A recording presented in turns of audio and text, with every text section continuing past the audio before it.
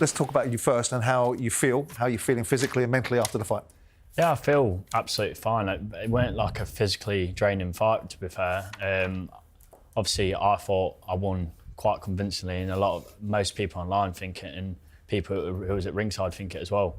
Obviously, the judges thought different, and now we're obviously trying to talk about it to everyone out there. And yeah, I think even like you lot said that they thought I won, and obviously I didn't get the roll of the dice on the night. Well, this is the way that the fight panned out. That Buatsi was too flat-footed. He was labouring with the jab. He was throwing that double jab and falling in, and you were nicking the shots on the outside. You know, you sort of beating him to the shots on the outside, and when he was getting inside, you was doing what you had to do, and that was tying him up, because physically you was never going to beat him on the inside, because he's physically very strong and very good. That's his game on the inside. But I thought you controlled it from the outside and was doing enough in the rounds to win it. You know, there's a lot of controversy about the falling down. So put that to bed. Like, you know, like a lot of people are saying, well, Buatsi said it himself, actually. He went down 6 times. How can you win a fight if you go down 6 times? If the referee doesn't penalise you for going down, then there's no conversation there. It's down to the referee to penalise you. But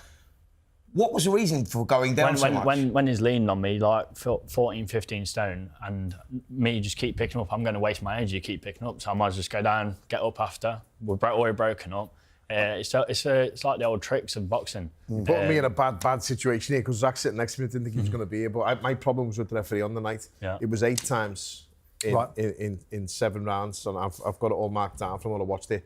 There has to be a point in that fight where the ref needed to say, if you do it again, it's basically taking a knee. And he had to have it, and then you wouldn't have done it. And it's tactics. It happens. Same thing. You could say the same thing with him when he was hitting. Buatsi, by the way, Buatsi's a rough fighter. Buatsi, I like him. I like watching him fight, because he's sort of no nonsense. Like when you went to touch glove, he didn't want to touch glove. He's a gentleman outside the ring. In there, he's a spiteful man. That's how you have to be when you fight. But he has his tactics. You have your tactics. The both he was coming in low with his shoulder a lot. You were using your arms a lot. It was that type of fight. I'm fine with that all day, as long as it's not infringing too much on the rules. But I feel the referee needed to be a little bit stronger on the day. And we're talking about points that we shouldn't really be talking about. We should have been just talking about a decent fight. Before we get into a little bit more with Zach, let's listen to what Josh Buatsi said after the fight. Are you frustrated with that tonight? It seemed like a really difficult fight you had to put there. Gareth, of course, there's a type of result that you want. There's a type of performance that you want, But the style he had didn't allow it. But I said to my team, as soon as I got to the corner, Gareth, I said I won the fight anyway. But of course, there's a way you want to win. I said, Gareth, you can't be on the floor about 6-7 times and claim you won the 10-rounder.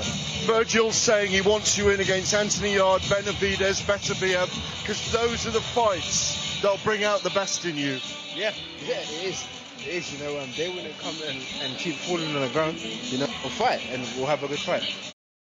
I like Josh a lot, but I'm not sure I agree with a lot of what he just said there.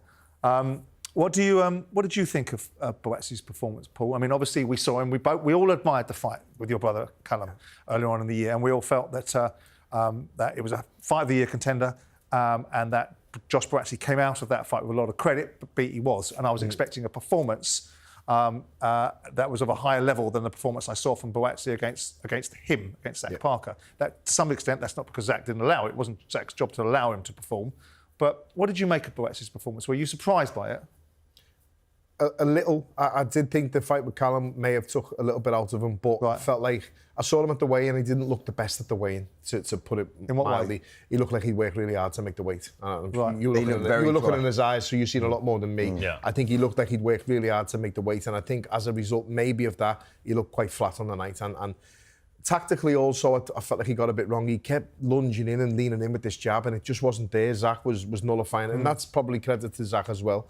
But a lot of the tactics didn't work. His jab's very good. He's got probably his best shot, his jab. It's a really good jab, and it's one of the only stats where he outlanded Zach on the night was with the jab. But the power shots and everything else, all the stats were with Zach on the night. But I just felt tactically and physically, he got it wrong. He worked a bit too hard in phases where he didn't need to. In other places, he needed a little bit more. I'd like to see a little bit more aggression from him when he was fighting.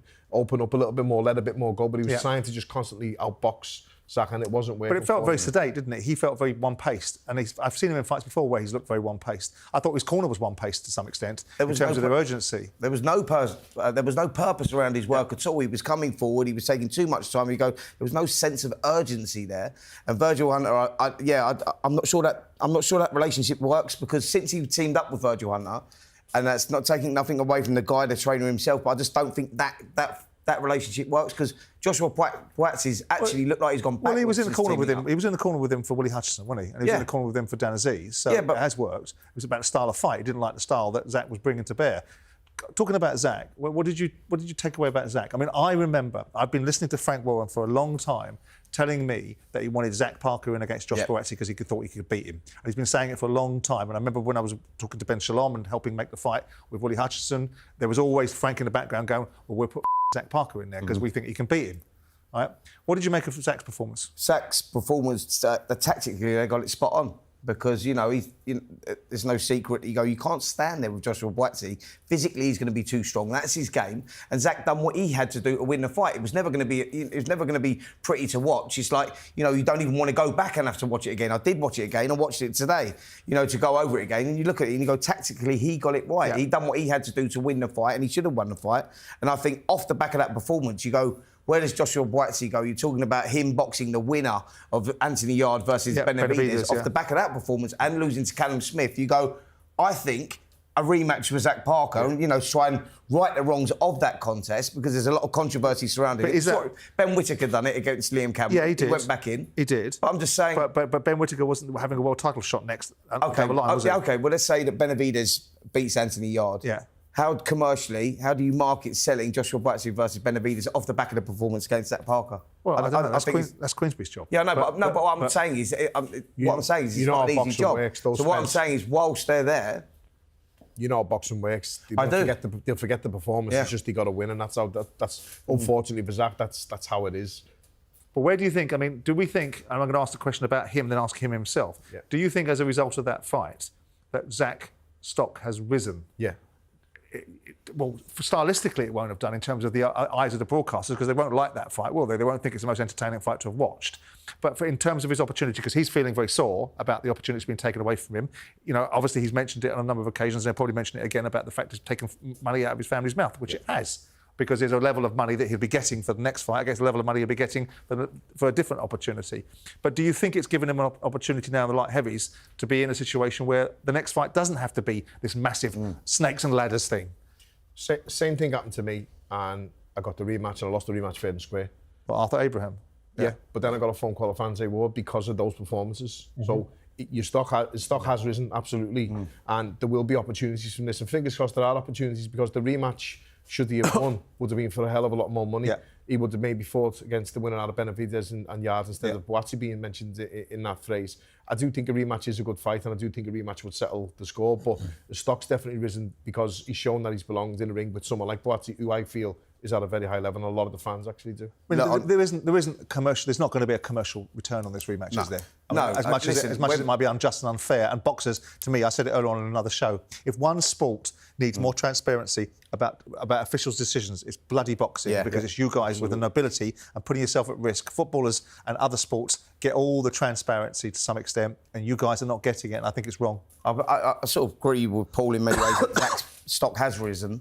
And I think that if you look at it and you go, all right, look, say Buatsi does now want to kick on. Let's say Anthony Yarde wins a fight, and that's a fight we always wanted to see. You go, on the undercard there, on the same show there, we had Lyndon Arthur. I was going to say, why doesn't he fight Lyndon Arthur for the European title? The European title. Yeah. That's where I place it. I go, that's what I was about to say. That's a great fight. Lyndon Arthur, he put in a great performance, by the way, as well. Picked himself off the deck. He did. And you thought, he had to grit it out there, and at 34 years of age, you go, I respected that, and I go, that's a great fight. Both guys performed on the night. Zach Parker, Lyndon Arthur, European title, why not? Well, let's hear. I mean, we're talking about you. Yeah. So I'd take that fight by fans, obviously. Right. Obviously, I'd like the rematch more, but obviously with the fight, obviously it weren't the best of obviously styles, but that's what I had to do to win the fight. And like in boxing, the mentality is the winner stays on, and obviously I had to do whatever I had to do to win. And but yeah, with the Lindenau fight, I'll take up both hands. If that's what's next for me, that's what's next for me. Yeah, if that's what's next for me, that's what's next for me. So then you get your just rewards off the back of... Everyone knows I will fight anyone out there. I had the Willie Hutchinson fight and they pulled out a few days before. And then obviously they said Buatsi, I said definitely. Yeah. And then I was obviously arguing about who's in the home corner for this fight. And in the end I said, oh, just give it him because I know I can beat him. Yeah. So.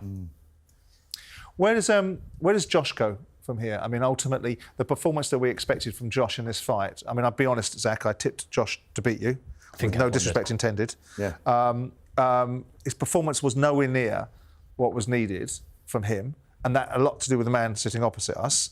But does he really land in a world of fighting the win of Yard versus Benavidez? And what does that do for him in real terms? Is that a fight? Because I mean, your brother must have something to fucking say about that. But you know, you know what though? By the way, I think that if Anthony Yard beats Benavidez, then obviously that fight has history. So Buatsi Yard would sell, you know. But that's a big if, like, because Benavidez will start an overwhelming favourite. But Buatsi's put himself in a position now where it's not just about winning at that stage. It was about showcasing something. And like you say, I think everyone tipped Buatsi to beat Zach. Yeah. And the way that the fight materialised, you just go, you needed to be a little bit better than that to warrant a fight going into that. So I don't know where he's put himself in a difficult space, Joshua Buatsi, but he's just signed with Queensbury, so Frank might have ideas for him. For me, Spence, would you put Buatsi in with the winner next after the performance that he's just put on? Would you think he needed one or two, or maybe one more fight or a rematch? Like I say, if Anthony Yard won, then you'd go, well, that's the fight to make. You'd have to take Yard, but if it's Benavidez, I mean, if it's Benavidez, would you put him in next? Personally, no. Of course I wouldn't. No. But then also, on the flip side, where do you go with him? Because he's at that stage of his career where you have to let him go sometimes. Yeah. He had the fight with your brother. That was a tough fight that he come out with a loss. He's had the Zach Parker fight. It's a fight that we thought he lost and he got the decision. The boxing gods were with him. So you go, he's at that stage where you go, if the Benavidez fight comes up, the financial rewards from that, you have to take the fight. But the interesting direction of travel for Josh is that we're seeing, I don't want to say managed decline, but we're not seeing an acceleration of Josh's career. We're seeing performances that are beginning to question the veracity of how far he can go in terms of the once upon a time, before the Callum Smith fight, before your fight with your brother, there was this thought process amongst us all that he was heading one direction. And that's now been derailed because I don't see Josh in the last two performances in any way, shape or form, because I think Benavidez will beat Anthony Yard, with due respect to Anthony. I don't see David Benavidez being something that Josh Buatsi is going to be able to overcome. Do you? No, I don't. Not on the last couple of performances. Like you say, I think there was a time when we were all in agreement that Joshua Buatsi was the best prospect globally, not just in this country. I think that you know when he turned over and the way he was progressing, he was moving, but he seems to have stalled a little bit now. And if anything, a slight decline. But it's levels, you know, and off the back of the Callum Smith defeat, you looked at it and you go, right, this might mould him. That might have been the kick up the backside that he needed. He might come back better and stronger. We just said that about Zach. After the Callum Smith loss, his stock risen. Massively. His stock rose massively. And the same applies for Zach, which is why it's not all rain clouds for you. And I do like the fight with Lyndon Arthur. Yeah, I do like that fight. I think that would be a great fight. A logical fight. Talking about, so we hope that can be a situation that maybe Queensbury can manifest itself and people can get paid because that will be a fight that people will be interested in. Yeah. Talking about stars of the future, I just want to touch upon Pat Brown. I mean, Pat came in the studio a year ago, very confident lad, very eloquent, very articulate lad, very nice lad, but very strong in his beliefs about what he's going to do. You know, Foghorn Leghorn, his manager, Sam Jones, is very confident about him as well. But that performance on the weekend, I know the fella was on the other side of the best performances of his... But not many people have done to that fighter what Pat Brown did to him in terms of demolished him in 2 rounds, didn't it? Demolished him. And that, you know, you have to go out there and you have to make those statements. Whether the fighter's on the decline or not, you know, you've got to go out there and do the job. A 4-0 young fighter going in against an experienced guy like this. That's what I'm saying. I think that Pat Brown is like, look, he has the personality for sure. He's got the character. He can fight inside the ring as well. He's the package. So you can create a star out of that guy. And I think that Eddie will do a great job with him. Just it's all about the development, moving him in the right place at the right time. But potentially, Yeah, he could go on. The only thing he could become that pay-per-view. Well, see, I think so too. I think that if you're going to make a lot of noise about Moses Atoma, you need to make a lot of noise about this. The only thing about this is the cruiserweight division. We know that the cruiserweight division, not with due respect to the fact it's a proxy division, but it doesn't attract the attention, does it? But I've literally got it here in front of me. He's now sitting at number 6, one place above Tommy Fury. And he's like, it's a very weak division. You can see him blasting through it, getting all the way up to the top. At the top is Chris Billum-Smith. Vidal Riley, obviously British champion. Yeah. But what happens with these cruiserweights, what I'm saying is the heavyweight generation that are now coming through are smaller heavyweights. Well, we had the bigger heavyweights. Now it's the cruiserweights that are now moving up to heavyweight. And you've got Jai Albertine, who's going to probably go there as well. You look at Pat Brown, you go, once he's done his thing at cruiserweight, because I expect him to do that, and he will reach that world level, and he picks up the title, then obviously the natural progression would be to move up into the heavyweight. I really the rate future's him. bright for sure. So do I. I really rate him. I think I love his style as well. He's a no-nonsense style, and I like watching him. He's going to be a big fan favourite.